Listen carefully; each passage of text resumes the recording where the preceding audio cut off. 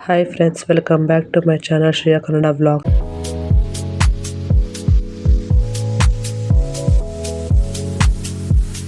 ಎಲ್ಲರೂ ಹೇಗಿದ್ದೀರಾ? I hope ಎಲ್ಲರೂ ಚೆನ್ನಾಗಿದ್ದೀರಾ ಅಂತ. ನಾನು ತುಂಬ ಚೆನ್ನಾಗಿದ್ದೀನಿ.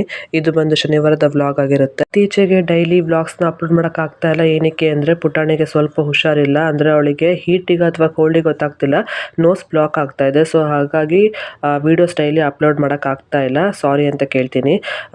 ಸೊ ಥರ್ಸ್ಡೇ ಅವಳು ಫುಲ್ಲು ನೋಸ್ ಬ್ಲಾಕ್ ಆಗಿ ಅವಳು ನೈಟಲ್ಲಿ ನಿದ್ದೆ ಮಾಡಿರಲಿಲ್ಲ. ಹಾಗಾಗಿ ಫ್ರೈಡೇ ನಾನು ಮತ್ತು ನನ್ನ ಹಸ್ಬೆಂಡ್ ಅವಳನ್ನ ಹಾಸ್ಪಿಟಲ್ ಕರ್ಕೊಂಡು ಹೋಗಿದ್ವಿ. ಈಗ ಅವಳಿಗೆ ಸಲೈನ್ ಡ್ರಾಪ್ಸ್ ಮತ್ತು ಇನ್ನೊಂದು ಡ್ರಾಪ್ಸ್ ಕೊಟ್ಟಿದ್ದಾರೆ. ಸೊ ಸ್ವಲ್ಪ ಪರವಾಗಿಲ್ಲ. ಈಗ ಏನಾಗ್ತಿದೆ ಅಂದರೆ ನನಗೆ ಅವಳು ಕಿರಿಕಿರಿ ಮಾಡ್ತಿರೋದ್ರಿಂದ ವೀಡಿಯೋ ಮಾಡೋಕ್ಕಾಗ್ತಿಲ್ಲ. ಮಾಡಿದ್ರು ನನಗೆ ಅದು ಎಡಿಟ್ ಮಾಡೋಕ್ಕೆ ಸ್ವಲ್ಪ ಟೈಮ್ ತೊಗೊಳ್ತಿದೆ, ವಾಯ್ಸ್ ಓವರ್ ಕೊಡೋಕ್ಕೆ ಸ್ವಲ್ಪ ಟೈಮ್ ತೊಗೊಳ್ತಿದೆ.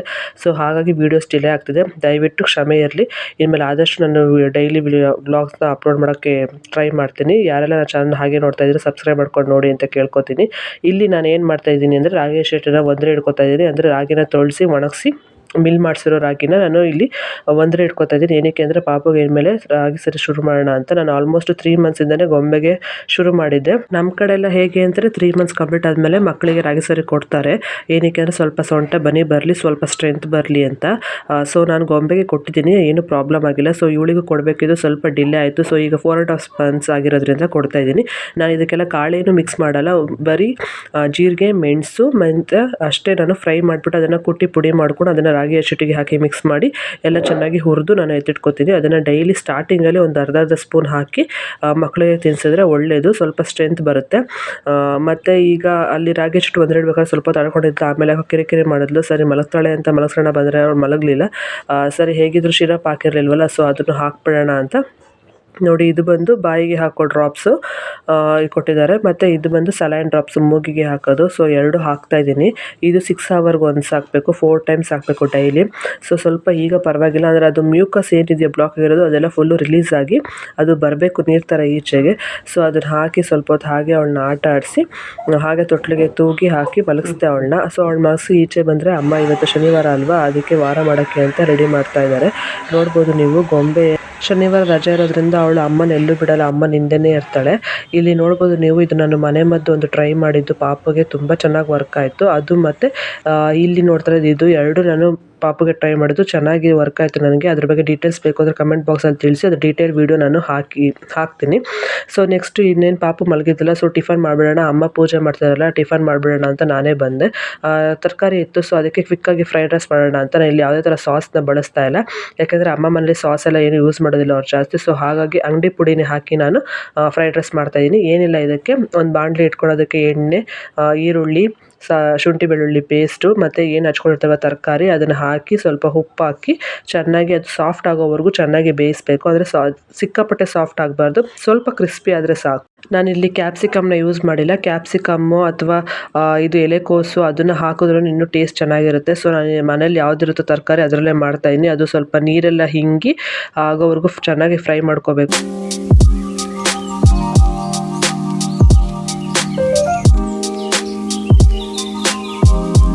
ತರಕಾರಿ ಎಲ್ಲ ಚೆನ್ನಾಗಿ ಫ್ರೈ ಆಗಿದೆ ಅಂತ ಅಂದಮೇಲೆ ಏನು ಅಂಗಡಿ ಪುಡಿ ಇದೆಯಲ್ಲ, ಇಲ್ಲಿ ಆಚೆ ಫ್ರೈಡ್ ರೈಸ್ ತೊಗೊಂಡಿದ್ದೀನಿ.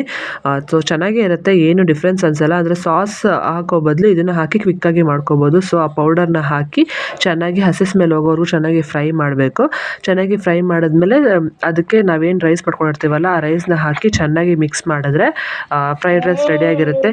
ಇನ್ಸ್ಟೆಂಟಾಗಿ ಕ್ವಿಕ್ಕಾಗಿ ಮಾಡ್ಕೋಬೋದು. ಬ್ಯಾಚುಲರ್ಸ್ ಆಗಿರ್ಬೋದು ಅಥವಾ ಬ್ಯುಸಿ ಮಾಮ್ಸು ಯಾರೆಲ್ಲ ಇರ್ತೀರ ಅವರೆಲ್ಲನೂ ಬೇಗ ಕ್ವಿಕ್ಕಾಗಿ ಮಾಡ್ಕೋಬೋದು. ಕ್ವಿಕ್ಕಾಗಿ ಆಗೋವಂಥ ರೆಸಿಪಿ, ಟೇಸ್ಟ್ ಕೂಡ ಅಷ್ಟೇ ಚೆನ್ನಾಗಿರುತ್ತೆ. ನೋಡ್ಬೋದು ನೀವು, ಫ್ರೈಡ್ ರೈಸ್ ಈ ಥರ ಆಗಿತ್ತು. ಟೇಸ್ಟ್ ವೈಸ್ ಕೂಡ ಚೆನ್ನಾಗಿತ್ತು, ಬಟ್ ಕ್ಯಾಪ್ಸಿಕಮ್ ಒಂದು ಮಿಕ್ಸ್ ಆಗಿತ್ತು ಅಷ್ಟೇ. ಸೊ ನಾನಿಲ್ಲಿ ಬಿಸಿ ಆಗಿದ ತಕ್ಷಣ ಟಿಫನ್ ಮಾಡ್ತಾಯಿದ್ದೀನಿ. ಬಾಣಂತಿಯರು ಯಾರೇ ಇರಲಿ ಬಿಸಿ ಆಗಿದ ತಕ್ಷಣ ಟಿಫನ್ ಮಾಡಿ, ತಂಗಳಾಗಿರ್ಬೋದು ಅಥವಾ ತಣ್ಣಗಿರೋದೆಲ್ಲ ತಿನ್ನಬೇಡಿ. ಆದಷ್ಟು ಸ್ವಲ್ಪ ಬಿಸಿಯಾಗಿರೋದೇ ಊಟ ಮಾಡಿ.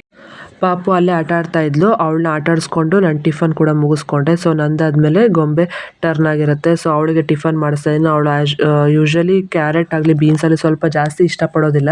ಸೊ ಇಲ್ಲಿ ಹೇಳ್ತಿದ್ದಾಳೆ, ಕ್ಯಾರೆಟು ಬೀನ್ಸ್ ನಾನು ತಿಂತೀನಿ ಮಮ್ಮ, ನೀವು ತಿನ್ನಿಸಿ ಅಂತ ಹೇಳ್ತಿದ್ದಾಳೆ. ಸೊ ಅಂದರೆ ಅವಳೇ ತಿಂತಾಳೆ, ಯಾವಾಗಾದ್ರೂ ಒಂದ್ಸರಿ ನಮ್ಮನ್ನು ತಿನ್ನಿಸಿ ಅಂತ ಕೇಳ್ತಾಳೆ. ಸೊ ಏನಾಗಿದೆ ಅಂದರೆ ತಾಯ್ದಿರಿಗೆ 2ನೇ ಪಾಪು ಆದಮೇಲೆ ಸ್ವಲ್ಪ ದೊಡ್ಡ ಮಕ್ಕಳ ಜೊತೆ ಇಂಟ್ರಾಕ್ಷನ್ ಕಡಿಮೆ ಆಗುತ್ತೆ. ಸೊ ನಂದು ಹಾಗೆ ಆಗಿದೆ. ಬಟ್ ನಾನು ಆದಷ್ಟು ಅವಳಿಗೆ ಟೈಮ್ ಹೇಳ್ಕೊಡೋಕ್ಕೆ ಟ್ರೈ ಮಾಡ್ತಾ ಇದ್ದೀನಿ. ಸೊ ಅಮ್ಮ ಮನೇಲಿ ಇರೋದ್ರಿಂದ ಏನು ನನಗೊಂದು ಬೆನಿಫಿಟ್ ಅಂದರೆ ಅವಳು ಜಾಸ್ತಿ ನನ್ನ ಕೇಳಲ್ಲ, ಅಮ್ಮನ ಜೊತೆಗೆ ಇರ್ತಾಳೆ. ಸೊ ಹಾಗಾಗಿ ಅದೊಂದು ಬೆನಿಫಿಟ್ ಅಷ್ಟೇ. ಆದಷ್ಟು ಮಕ್ಳ ಜೊತೆ ಇಂಟ್ರಾಕ್ಟ್ ಮಾಡಿ, ಮಕ್ಳ ಜೊತೆ ಪಾಪುಗಳನ್ನ ಬೆರೆಯೋಕ್ಕೆ ಬಿಡಿ. ಪಾಪುನ ಮುಟ್ಟಬೇಡ ಮಾಡಬೇಡ ಅಂತೆಲ್ಲ ಏನು ಹೇಳಕ್ಕೆ ಹೋಗಬೇಡಿ. ಅವರು ಆಟ ಆಡಿಸ್ಲಿ, ಸ್ವಲ್ಪ ನೀವು ಜೊತೆಗಿದ್ದು ಕೇರ್ ತಗೊಳ್ಳಿ, ಯಾಕಂದರೆ ಗೊತ್ತಾಗಲ್ವಲ್ಲ, ಅವರು ಚಿಕ್ಕ ಮಕ್ಕಳಲ್ವ. ಸೊ ಹಾಗಾಗಿ ನಾನು ಇಲ್ಲಿ ವೀಕ್ಲಿ ಒನ್ಸ್ ಗೊಂಬೆಗೆ ಚೆನ್ನಾಗಿ ಆಯಿಲ್ ಮಸಾಜ್ ಮಾಡ್ತೀನಿ. ಯಾಕಂದರೆ ವೀಕ್ ಪೂರ್ತಿ ಅವಳು ಸ್ಕೂಲ್ಗೆ ಹೋಗ್ಬೇಕಾದ್ರೆ ನಾನು ಯಾವುದೇ ಥರ ಆಯಿಲ್ನ ಅಪ್ಲೈ ಮಾಡೋದಿಲ್ಲ ತಲೆಗೆ. ಸೊ ಹಾಗಾಗಿ ವೀಕ್ಲಿ ಒನ್ಸ್ ನಾನು ಅವಳಿಗೆ ಇಲ್ಲಿ ಹೇರ್ಗೆ ಚೆನ್ನಾಗಿ ಆಯಿಲೆಲ್ಲ ಅಪ್ಲೈ ಮಾಡಿ ಸ್ವಲ್ಪ ಅದಕ್ಕೆ ಚೆನ್ನಾಗಿ ಅವಳಿಗೆ ಮಸಾಜ್ ಕೊಡ್ತೀನಿ. ಸೊ ಮಸಾಜ್ ಕೊಟ್ಟು ಅವಳಿಗೆ ಸ್ವಲ್ಪ ತಲೆಯೆಲ್ಲ ಎತ್ತಿ ಕಟ್ಬಿಟ್ಟು ಅವಳನ್ನ ಸ್ವಲ್ಪ ಹೊತ್ತು ಆಟಾಡಕ್ಕೆ ಬಿಡ್ತೀನಿ. ಅವಳು ಎಲ್ಲ ಆಟಾಡಿ ಎಲ್ಲ ಆದಮೇಲೆ ಸ್ನಾನ ಮಾಡಿಸಿ ಅವಳನ್ನ ಫ್ರೆಶ್ ಅಪ್ ಮಾಡ್ತೀನಿ. ಸೊ ನೀವಿಲ್ಲಿ ನೋಡ್ತಿರ್ಬೋದು, ಆವಾಗಲೇ ಅಮ್ಮ ಪೂಜೆ ಮಾಡಿದ್ರಲ್ಲ, ಹಾಗೆ ಈಗ ಗೊಂಬೆನೂ ಪೂಜೆ ಮಾಡೋಕ್ಕೆ ಅಂತ ಹೋಗಿದ್ದಾಳೆ. ಸೊ ಅವಳು ಆಟಾಡೋದೇ ಒಂಥರ ಚೆಂದ. ಒಂದೊಂದು ಸರಿ ಬೇಜಾರಾಗುತ್ತೆ, ಅವಳಿಗೆ ಟೈಮ್ ಕೊಡೋಕ್ಕಾಗ್ತಿಲ್ವಲ್ಲ, ಅವಳ ಜೊತೆ ಇರೋಕ್ಕಾಗ್ತಿಲ್ವಲ್ಲ ಅಂತ. ಬಟ್ ಏನು ಮಾಡೋಕ್ಕಾಗಲ್ಲ. ನೋಡಿ ಎಷ್ಟು ಚೆನ್ನಾಗಿ ಪೂಜೆ ಮಾಡ್ತಾಳೆ. ಪೂಜೆ ಮಾಡಿ ಇಲ್ಲಿ ಪುಟಾಣಿ ಬಂದು ಪೆಟ್ರೋಲ್ ಹಾಕಿದ್ದೀನಿ, ಅದನ್ನು ನೋಡ್ತಾ ಇದ್ದಾಳೆ. ಅವಳು ಆ ಕಡೆ ಆಟ ಆಡ್ತಿರ್ತಾಳೆ, ಇವಳು ಈ ಕಡೆ ಆಟ ಆಡ್ತಿರ್ತಾಳೆ. ಮತ್ತೆ ಆಡೋಕ್ಕೆ ಶುರು ಮಾಡ್ತಾಳೆ. ಸರಿ ಅಂದ್ಬಿಟ್ಟು ಮಲಗ್ತಾಳೇನೋ ಅಂತ ಮಲಗ್ಸಕ್ಕೆ ಹೋದ್ರೆ ಮಲಗಲಿಲ್ಲ. ಸರಿ ನೇಲ್ಸ್ ಎಲ್ಲ ಬಂದಿತ್ತು, ಇಲ್ಲಿ ಮುಖ ಎಲ್ಲ ಪಚ್ಕೋತಾ ಇದ್ಲು. ಸೊ ಹಾಗಾಗಿ ನೇಲ್ಸ್ ಕಟ್ ಮಾಡೋಣ ಅಂತ ಮಾಡಿಸ್ಕೋತಾಳೆ, ಅದರಲ್ಲೇನಿಲ್ಲ. ಸೊ ಮಾಡಿಸ್ಕೊಂಡು ಸ್ವಲ್ಪ ಹೊತ್ತು ಎತ್ಕೊಂಡು ಓಡಾಡಿಕೊಂಡು ಅವಳನ್ನ ಮಲಗ್ಸೋಕ್ಕೆ ಟ್ರೈ ಮಾಡಿದೆ. ಬೇರೆ ಆಪ್ಷನ್ ಇಲ್ಲ, ಯಾಕಂದರೆ ಮಲಗ್ತಾ ಇರಲಿಲ್ಲ, ಸ್ವಲ್ಪ ಹಠ ಮಾಡ್ತಿದ್ಲು. ಸೊ ಹಾಗಾಗಿ ಆ ಥರ ಎತ್ಕೊಂಡು ಎಲ್ಲ ಸಮಾಧಾನ ಮಾಡಿ ಆಮೇಲೆ ತೊಟ್ಲಿಗೆ ಹಾಕಿ ತೂಗದೆ ಮಲ್ಕೊಂಡ್ಳು. ಅವಳು ಮಲ್ಕೊಂಡ ಮೇಲೆ ಗೊಂಬೆನ ರೆಡಿ ಮಾಡಿದೆ, ಅಂದರೆ ಅವಳನ್ನ ಫ್ರೆಶ್ ಅಪ್ ಎಲ್ಲ ಮಾಡಿ ತಲೆ ಬಾಚೋಣ ಅಂತ ಬಂದೆ. ಸೊ ಅವಳಿಗೆ ತಲೆ ಬಾಚ್ತಾ ಇದ್ದೀನಿ. ಅಮ್ಮ ಮನೇಲಿ ಇರೋದ್ರಿಂದ ನನಗೆ ತುಂಬ ಹೆಲ್ಪ್ ಆಗಿದೆ, ತುಂಬಾ ಸಪೋರ್ಟ್ ಆಗಿದ್ದಾರೆ ಅಮ್ಮ ಅಂತ ನನಗೆ ಹೇಳ್ಬೋದು. ಯಾಕೆಂದರೆ ಗೊಂಬೆ ಬಾಣ ತಂದಲ್ಲೂ ಅಷ್ಟೇ, ನಾನು 11 ಮಂತ್ಸ್ ಅಮ್ಮ ಮನೆಯಲ್ಲೇ ಇದ್ದೆ. ಪುಟಾಣಿನೂ ಅಷ್ಟೇ ತುಂಬ ಹಠ ಮಾಡ್ತಾಳೆ, ಗೊಂಬೆ ಥರ ಅಲ್ಲ ಅವಳು. ತುಂಬ ಯಾವಾಗಲೂ ಅವಳಿಗೆ ನಾನು ಹತ್ರ ಇರಲೇಬೇಕು ಅಂತ ಅವಳು ಕೇಳ್ತಾಳೆ. ಬಟ್ ಗೊಂಬೆ ಹಾಗಿರಲಿಲ್ಲ, ಅವಳು ಆರಾಮ್ಸೆ ಆಟ ಆಡ್ಕೊಂಡಿರೋಳು. ಬಟ್ ಪುಟಾಣಿ ಹಾಗಲ್ಲ. ಸೊ ನಾನು ಅಮ್ಮ ಮನೆ ಇರೋದ್ರಿಂದ ತುಂಬ ಆರಾಮಾಗಿದ್ದೀನಿ ಅಂತಲೇ ಹೇಳ್ಬೋದು. ಈವ್ನಿಂಗು ಅಪ್ಪ ಬಂದು ಚಿಕನ್ ತಂದಿದ್ರು. ಸೊ ಏನು ಮಾಡಬೇಕು ಅಂತ ಯೋಚನೆ ಮಾಡಬೇಕಾದ್ರೆ ಕ್ವಿಕ್ಕಾಗಿ ಒಂದು ಚಿಕನ್ ಬಿರಿಯಾನಿ ಮಾಡೋಣ ಅಂತ ಅನ್ನಿಸ್ತು. ಯಾಕಂದರೆ ಸ್ವಲ್ಪ ಬಿರಿಯಾನಿ ಕ್ರೇವಿಂಗ್ಸ್ ಆಗ್ತಾಯಿತ್ತು. ಸೊ ಮಾಡೋಣ ಅಂತ ಇಲ್ಲಿ ನಾನು ಕೊತ್ತಂಬರಿ, ಪುದೀನ, ಹಸಿಮೆಣ್ಸಿನ್ಕಾಯಿ, ಚಕ್ಕೆ, ಲವಂಗ, ಸೋಂಪು, ಶುಂಠಿ, ಬೆಳ್ಳುಳ್ಳಿ ನಾನು ತೊಗೊಂಡಿಲ್ಲ, ಅದನ್ನು ಹಾಕ್ಕೊಂಡು ನೀವು ಫ್ರೈ ಮಾಡ್ಕೋಬೋದು. ಶುಂಠಿ ಬೆಳ್ಳುಳ್ಳಿ ನಾನು ಪೇಸ್ಟ್ ಹಾಕೋಣ ಅಂತ ಅಂದ್ಬಿಟ್ಟು ಬರೀ ಇಷ್ಟು ಮಾತ್ರ ನಾನು ಫೈನ್ ಪೇಸ್ಟ್ ತೊಗೊಂಡೆ. ಸೊ ನಾನು ಇಲ್ಲಿ ಚಿಕನ್ ಏನು ಮ್ಯಾರಿನೇಟ್ ಮಾಡಿಲ್ಲ, ಬೇಗ ಮಾಡ್ಕೊಳ್ಳೋಣ, ಕ್ವಿಕ್ಕಾಗಿ ಆಗುತ್ತೆ, ಇದೇನು ಜಾಸ್ತಿ ಟೈಮ್ ತೊಗೊಳೋದಿಲ್ಲ. ಕುಕ್ಕರ್ ಇಟ್ಕೊಂಡು ಕುಕ್ಕರ್ಗೆ ಎಣ್ಣೆ ಮತ್ತು ಸ್ವಲ್ಪ ತುಪ್ಪ ಹಾಕ್ಕೊಂಡು ಅದಕ್ಕೆ 2 ಪಲಾವ್ ಎಲೆ, ಚಕ್ಕೆ, ಲವಂಗ, ಪಲಾವ್ ಮಸಾಲೆ ಐಟಮ್ಸ್ ಇದ್ದರೆ ಹಾಕ್ಕೋಬೋದು, ಕಸೂರಿ ಮೇಥಿ ಆಗಿರ್ಬೋದು, ಸ್ಟಾರ್ ಮೊಗ್ಗು, ಆ ಥರ ಪಲಾವ್ ಐಟಮ್ಸ್ ಎಲ್ಲ ಹಾಕ್ಕೊಂಡು ಚೆನ್ನಾಗಿ ಫ್ರೈ ಮಾಡ್ಕೋಬೇಕು. ಸ್ವಲ್ಪ ಪರಿಮಳ ಬರ್ತಿದೆ ಅನ್ನೋ ಟೈಮಲ್ಲಿ ಈರುಳ್ಳಿ ಹಾಕ್ಕೊಂಡು ಅದು ಚೆನ್ನಾಗಿ ಕಲರ್ ಬರೋವರೆಗೂ ಫ್ರೈ ಮಾಡ್ಕೊಂಡು ಅದಕ್ಕೆ ಸ್ವಲ್ಪ ಶುಂಠಿ ಬೆಳ್ಳುಳ್ಳಿ ಪೇಸ್ಟ್ ಹಾಕ್ಕೊಂಡಿದ್ದೀನಿ. ಅದು ಸ್ವಲ್ಪ ಹಸಿ ಸ್ಮೆಲ್ ಹೋಗೋವರೆಗೂ ಚೆನ್ನಾಗಿ ಫ್ರೈ ಮಾಡ್ಕೋಬೇಕು. ಆಮೇಲೆ ನಾವೇನು ತೊಳೆದಿಟ್ಕೊಂಡಿರ್ತೀವಲ್ಲ ಚಿಕನ್ನು, ಅದನ್ನು ಅದಕ್ಕೆ ಹಾಕಿ ಚೆನ್ನಾಗಿ ಫ್ರೈ ಮಾಡ್ಕೋಬೇಕು. ಅದು ಸ್ವಲ್ಪ ಇನ್ನೇನು ನೀರು ಬಿಡೋ ಟೈಮ್ಗೆ ಒಂದು ಸ್ವಲ್ಪ ಅರಿಶಿಣ ಮತ್ತು ಕಲ್ಲುಪ್ಪು ಹಾಕ್ಕೊಂಡು, ನಾನು ಇಲ್ಲಿ ಕಲ್ಲುಪ್ಪು ಯೂಸ್ ಮಾಡ್ತೀನಿ, ಪುಡಿ ಉಪ್ಪು ಅಷ್ಟು ಚಿಕನಿಗೆ ಟೇಸ್ಟ್ ಅನಿಸಲ್ಲ, ಕಲ್ಲುಪ್ಪು ಯೂಸ್ ಮಾಡಿ ತುಂಬ ಟೇಸ್ಟ್ ಆಗಿರುತ್ತೆ. ಸೊ ಕಲ್ಲುಪ್ಪು ಹಾಕ್ಕೊಂಡು ಇಲ್ಲಿ ನಾನು ಚೆನ್ನಾಗಿ ಮಿಕ್ಸ್ ಮಾಡ್ಕೊತಾ ಇದ್ದೀನಿ. ಮಿಕ್ಸ್ ಮಾಡಿಕೊಂಡು ಅದು ಸ್ವಲ್ಪ ನೀರು ಬಿಡಬೇಕು, ಚಿಕನ್ದು ಏನಿದೆಯೋ ಅದು ನೀರು ಬಿಟ್ಟು ಅದು ಸ್ವಲ್ಪ ಚೆನ್ನಾಗಿ ಫ್ರೈ ಆಗಬೇಕು. ಅಲ್ಲಿವರೆಗೂ ಚೆನ್ನಾಗಿ ಫ್ರೈ ಮಾಡಿಕೊಂಡು ನಾನಿಲ್ಲಿ ಟೊಮೊಟೊ ಹಾಕಿದ್ದೀನಿ. ಟೊಮೊಟೊ ಸ್ಲೈಸಾಗಿ ಕಟ್ ಮಾಡಿ ಕೂಡ ಹಾಕೋಬೋದು, ಇಲ್ಲ ನಾವು ರುಬ್ಕೊಳ್ಳೋಕ್ಕೆ ಹಾಕ್ತೀವಿ ಅಂದರೆ ರುಬ್ಬೋಕ್ಕೂ ಹಾಕೋಬೋದು, ಎರಡು ಟೇಸ್ಟ್ ಚೆನ್ನಾಗಿರುತ್ತೆ. ಇಲ್ಲ ಟೊಮೊಟೊ ಸ್ಕಿಪ್ ಮಾಡಿ ನೀವು ಮೊಸರು ಕೂಡ ಹಾಕ್ಕೊಂಡು ಫ್ರೈ ಮಾಡ್ಕೋಬೋದು.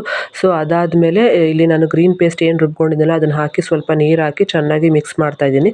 ಅದು ಸ್ವಲ್ಪ ಎಣ್ಣೆ ಬಿಡೋವರೆಗೂ ನಾನು ಚೆನ್ನಾಗಿ ಬೇಯಿಸ್ಕೋಬೇಕು. ಇದು ನಾನು 2-3 ಥರ ಬಿರಿಯಾನಿ ಮಾಡ್ತೀನಿ. ಸೊ ಇದು ಕ್ವಿಕ್ಕಾಗಿ ಆಗುವಂಥ ಬಿರಿಯಾನಿ. ಮುಂದೆ ಹೋಗ್ತಾ ಇನ್ನೂ ಹೊಸ ರೆಸಿಪೀಸ್ ಎಲ್ಲ ಬರ್ತಾ ಇರುತ್ತೆ. ದಯವಿಟ್ಟು ಆದಷ್ಟು ನನ್ನ ಚಾನಲ್ನ ಸಬ್ಸ್ಕ್ರೈಬ್ ಮಾಡ್ಕೊಂಡು ನೋಡಿ ಅಂತ ಕೇಳ್ಕೊತೀನಿ. ಸೊ ಇಲ್ಲಿ ನಾನು ಅಂಗಡಿ ಮಸಾಲೆನೇ ಹಾಕಿ ಮಾಡ್ತಾಯಿದ್ದೀನಿ. ಏನಕ್ಕೆ ಅಂದರೆ ಆಲ್ರೆಡಿ ಟೈಮ್ ಬಂದು 8:30, 9 ಆಗ್ತಾ ಬಂದಿತ್ತು.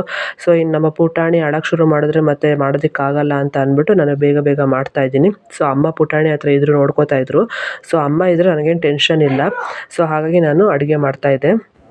ಸೊ ಇದು ಚೆನ್ನಾಗಿ ಫ್ರೈ ಆಗಬೇಕು ಅಂದರೆ ಎಣ್ಣೆ ಎಲ್ಲ ಚೆನ್ನಾಗಿ ಬಿಡಬೇಕು. ಬಿಟ್ಟಮೇಲೆ ನಾನು 1.5 ಲೋಟ ಅಕ್ಕಿ ತೊಗೊಂಡಿದ್ದೀನಿ. ಸೊ ಅಕ್ಕಿ ತೊಗೊಂಡು ಅದನ್ನು ಚೆನ್ನಾಗಿ ಮಿಕ್ಸ್ ಮಾಡಬೇಕು. ಮಿಕ್ಸ್ ಮಾಡಿಬಿಟ್ಟು ನಾವೇನು 1.5 ಲೋಟ ಅಕ್ಕಿ ತೊಗೊಂಡಿರ್ತೀವಲ್ಲ ಅದೇ ಲೋಟದಲ್ಲಿ 3 ಲೋಟ ನೀರು ಹಾಕಬೇಕು. ಅಂದರೆ ಡಬಲ್ ದ ರೈಸ್ ಹಾಕಬೇಕು. ಸೊ ನೋಡಿ, ನಾವು ಈ ಲೋಟದಲ್ಲಿ ನಾನು 1.5 ಲೋಟ ಅಕ್ಕಿ ತೊಗೊಂಡಿದ್ದೆ. ಸೊ ಅದೇ ಲೋಟದಲ್ಲಿ ನಾನು 3 ಲೋಟ ನೀರು ಹಾಕೋತಾ ಇದ್ದೀನಿ. ಹಾಕ್ಕೊಂಡು ಚೆನ್ನಾಗಿ ಮಿಕ್ಸ್ ಮಾಡಿಬಿಟ್ಟು ಅದನ್ನು ಕುದಲಿಕ್ಕೆ ಬಿಡಬೇಕು. ದಯವಿಟ್ಟು ನನ್ನ ಚಾನಲ್ನ ಹಾಗೆ ಯಾರೆಲ್ಲ ನೋಡ್ತಾರೆ ದಯವಿಟ್ಟು ಸಬ್ಸ್ಕ್ರೈಬ್ ಮಾಡ್ಕೊಂಡು ಮಾಡ್ಕೊಂಡು ನೋಡಿ. ನಮ್ಮಂಥ ಹೊಸ ಬ್ಲಾಗರ್ಸ್ಗೆ ನಿಮ್ಮ ಸಪೋರ್ಟ್ ಇರಲಿ ಅಂತ ಕೇಳ್ಕೊತಾ ಇದ್ದೀನಿ. ಸೊ ಇಲ್ಲಿ ಏನಾಗಿದೆ ಅಂತಂದರೆ ನನಗೆ ಇದೆಲ್ಲ ಮಾಡೋವರೆಗೂ ಪುಟಾಣಿ ಸ್ವಲ್ಪ ಆರಾಮಾಗಿದ್ಲು. ಸೊ ಆಮೇಲೆ ಅವಳು ಅಳಕ್ಕೆ ಶುರು ಮಾಡಿದ್ಲು. ಸೊ ಇಲ್ಲಿ ಲಾಸ್ಟಲ್ಲಿ ನಾನು ಬಿರಿಯಾನಿ ಆದಮೇಲೆ ನಾನು ವೀಡಿಯೋ ಕ್ಯಾಪ್ಚರ್ ಮಾಡ್ಕೊಳಕ್ಕಾಗಲಿಲ್ಲ. ಸೊ ಕ್ಷಮೆ ಇರಲಿ. ಲಾಸ್ಟಲ್ಲಿ ನಿಂಬೆ ರಸ ಅಪ್ಲೈ ಮಾಡಿದ್ರೆ ಟ್ರಸ್ಟ್ ಮೀ ಟೇಸ್ಟು ತುಂಬ ಚೆನ್ನಾಗಿರುತ್ತೆ. ಕ್ವಿಕ್ಕಾಗಾದ್ರೂ ಟೇಸ್ಟ್ ವೈಸ್ ತುಂಬ ಚೆನ್ನಾಗಿರುತ್ತೆ. ಸೊ ಅದನ್ನು ಹಾಕಿ ಉಪ್ಪು ಖಾರ ನೋಡಿಕೊಂಡು ನೀವು ಕುದಿಯೋಕ್ಕೆ ಬಿಡಬೇಕು. ಕುದ್ದಾದ್ಮೇಲೆ ಕುಕ್ಕರ್ ಮುಚ್ಚಿ 2 ವಿಷಲ್ ಅಥವಾ 1 ವಿಷಲ್ ಸಾಕು. 1 ವಿಷಲ್ ಕೂಗಿಸ್ಕೊಂಡ್ರೆ ಬಿರಿಯಾನಿ ಟೇಸ್ಟ್ ವೈಸ್ ತುಂಬ ಚೆನ್ನಾಗಿರುತ್ತೆ. ಕ್ವಿಕ್ಕಾಗಿ ಆಗುವಂಥ ಬಿರಿಯಾನಿ ರೆಡಿ ಆಗಿರುತ್ತೆ. ದಯವಿಟ್ಟು ನನ್ನ ಚಾನಲ್ನ ಹಾಗೆ ಯಾರೆಲ್ಲ ನೋಡ್ತಾ ಇದ್ರೆ ಸಬ್ಸ್ಕ್ರೈಬ್ ಮಾಡ್ಕೊಂಡು ನೋಡಿ. ನಮ್ಮಂಥ ಹೊಸ ಬ್ಲಾಗರ್ಸ್ಗೆ ನಿಮ್ಮ ಸಪೋರ್ಟ್ ಇರಲಿ ಅಂತ ಕೇಳ್ಕೊತೀನಿ.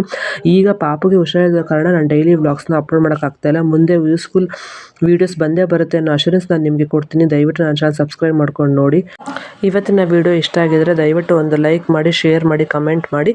ಹಾಗೆ ಏನಾದರೂ ಸಜೆಷನ್ಸ್ ಇದ್ದರೆ ದಯವಿಟ್ಟು ಕಮೆಂಟ್ ಬಾಕ್ಸಲ್ಲಿ ತಿಳಿಸಿ ತಿದ್ಕೊಳ್ಳೋಕ್ಕೆ ಟ್ರೈ ಮಾಡ್ತೀನಿ. ನನ್ನ ಫೇಸ್ಬುಕ್ ಹಾಗೂ ಯೂಟ್ಯೂಬಲ್ಲಿ ಫಾಲೋ ಮಾಡಿ ಅಂತ ಕೇಳ್ಕೊತಾ ಥ್ಯಾಂಕ್ ಯು ಫಾರ್ ವಾಚಿಂಗ್.